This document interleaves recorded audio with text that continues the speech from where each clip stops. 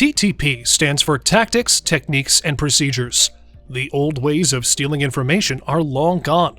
In 2023, hackers used these 6 common TTPs to steal information and sell it to the highest bidder. It works like eBay, but for stolen data. Everything is on sale. Stealer log. Once a computer is infected with malware, the program creates something called a stealer's log. This little ledger contains everything from the victim's saved credentials, like cookies from the browser, all the way to specific elements about your device, like files from the desktop and even webcam pictures.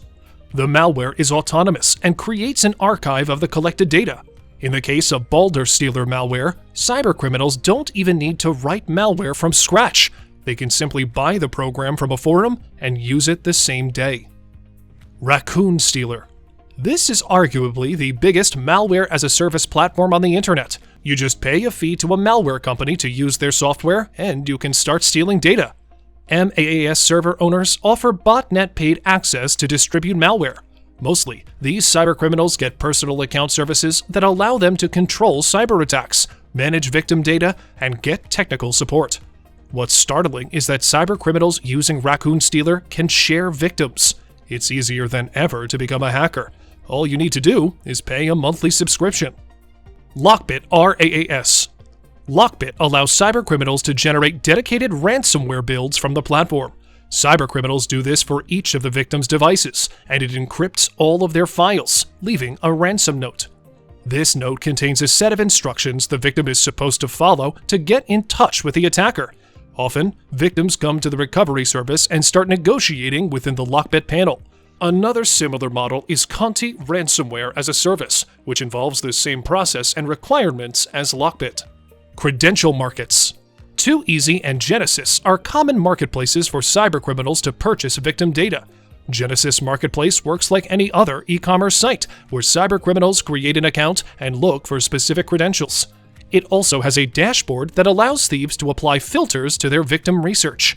So, if a cybercriminal wants the Netflix credentials of someone living in New York City, he can do so with a click of a button. Device identification.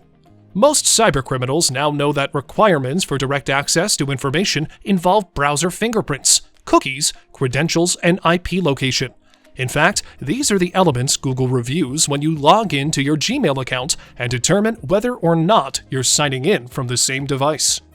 Anonymity browsers. With anonymous browsers, cybercriminals can get browser configuration files to circumvent the standard verification processes and steal user data.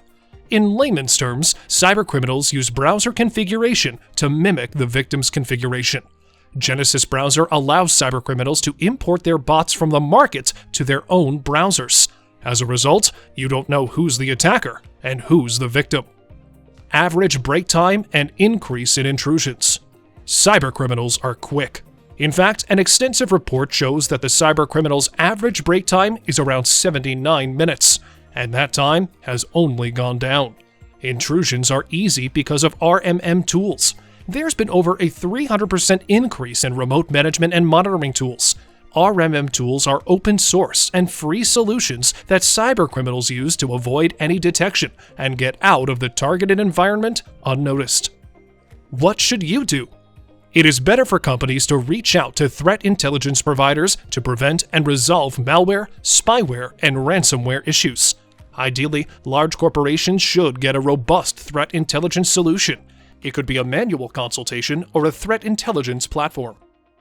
Still, companies need to understand that there's no 100% guarantee against cyber attacks.